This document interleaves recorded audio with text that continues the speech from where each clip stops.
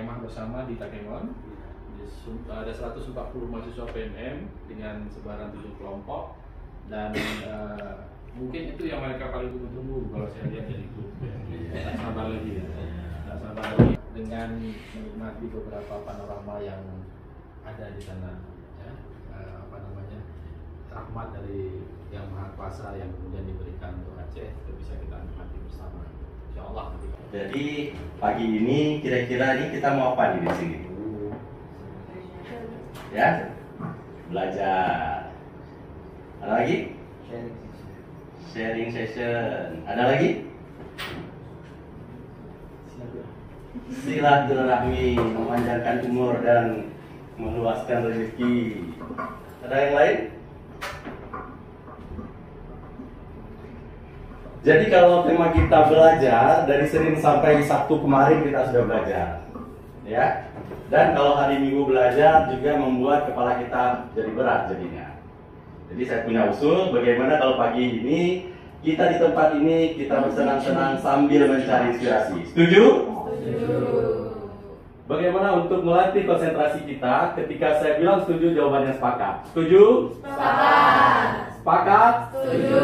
Ya. Karena riset juga membuktikan bahwa ya, pelajaran di TK masih kita ingat sampai sekarang karena kita waktu itu belajarnya dalam keadaan semangat dan happy. Ya. Jadi saya minta tepuk semangat.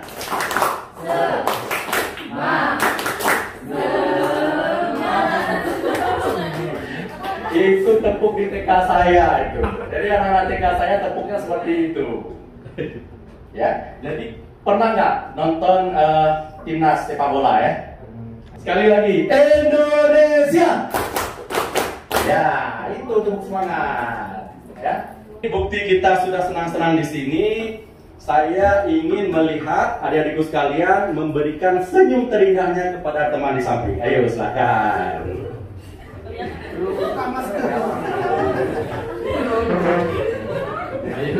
Ayo Angel. Angel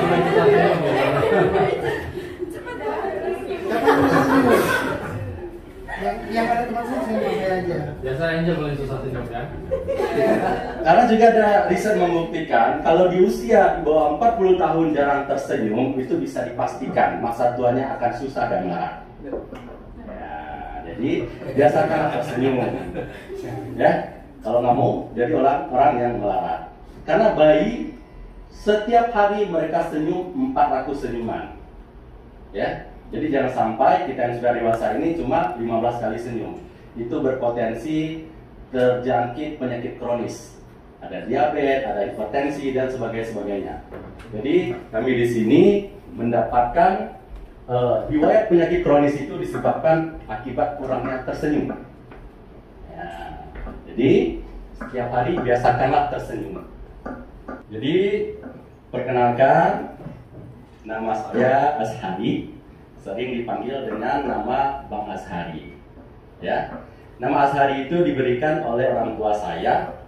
Jadi orang tua saya sepakat ketika punya anak nanti kepingin masa depannya gemilang, ya, dan ceria, maka diberikan nama Ashari. Ashari itu dari bahasa Arab, ya, yang artinya gemilang dan ceria. Ya, jadi nanti adik-adikku sekalian kalau pada keluar ketemu orang yang suka ramah dan senyum, ingat 2 kata. Apa?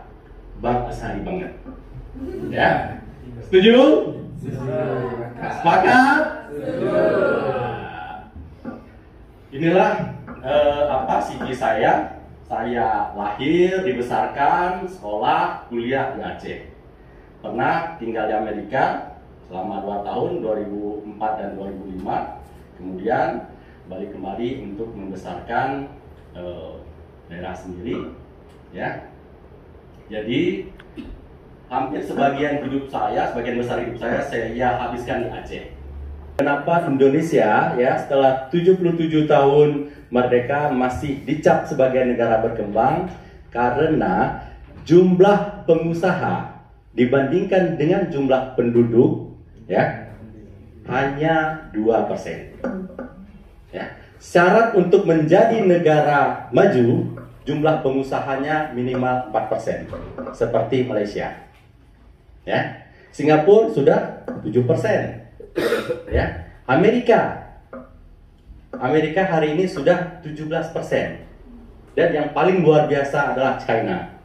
China hari ini menduduki urutan pertama, ya, sebagai negara maju, mengalahkan Amerika karena jumlah pengusahanya sekarang 24% dibandingkan jumlah penduduk.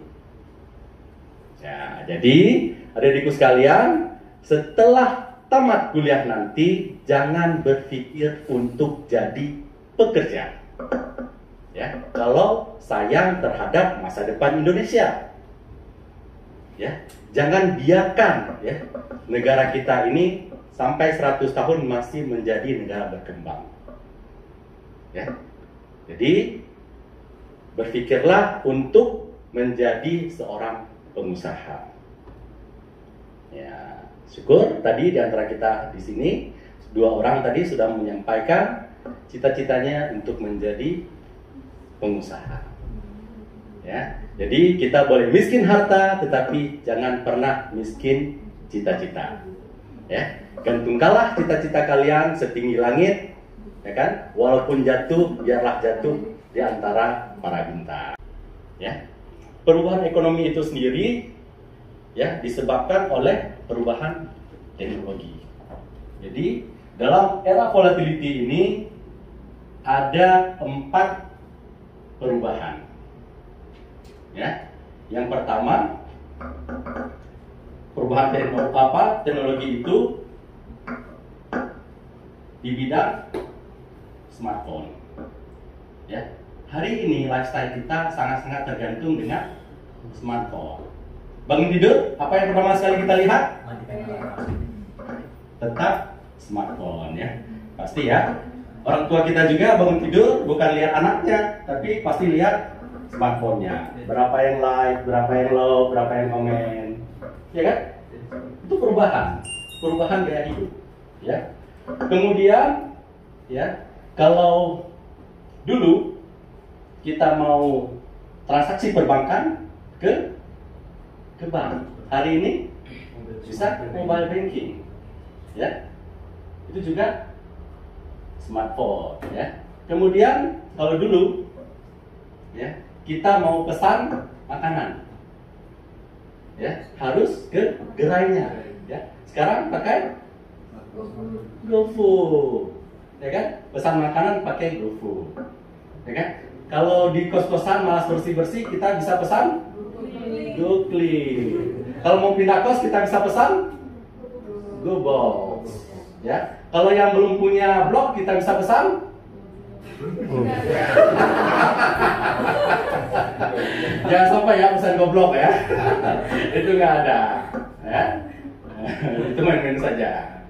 Jadi itu adalah salah satu perubahan.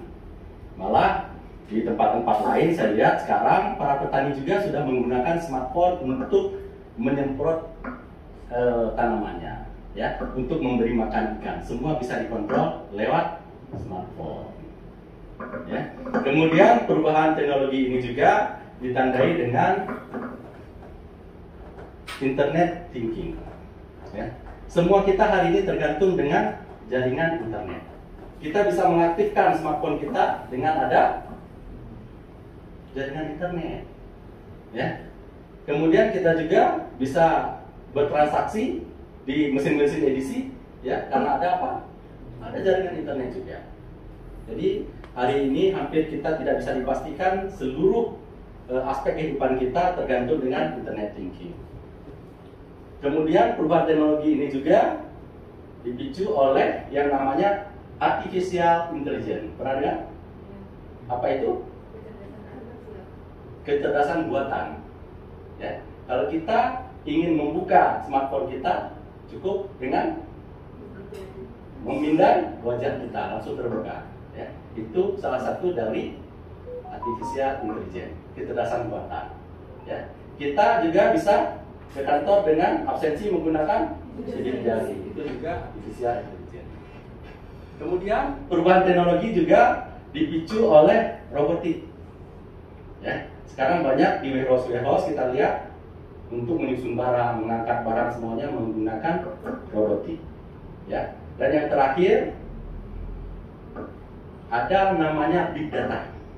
Jadi hari ini kalau kita ingin membuat sebuah keputusan, ya, kita tinggal memasukkan apa permasalahannya, ya, dengan program big data itu akan muncul keputusan apa yang harus kita lakukan. Itu adalah perubahan teknologi yang disebut oleh Clausewitz dengan the fourth industrial revolution yang sering kita kenal dengan 4.0. Ya, berpikir kritis. Yang pertama adalah complex problem solving. 36% industri di dunia ini membutuhkan complex problem solving sebagai kunci utama dalam memecahkan masalah di perusahaannya. Makanya sekarang, ya, kalau kita mau melamar pekerjaan di perusahaan sehebat Google atau Facebook, tidak ditanya tamatan apa, IP berapa.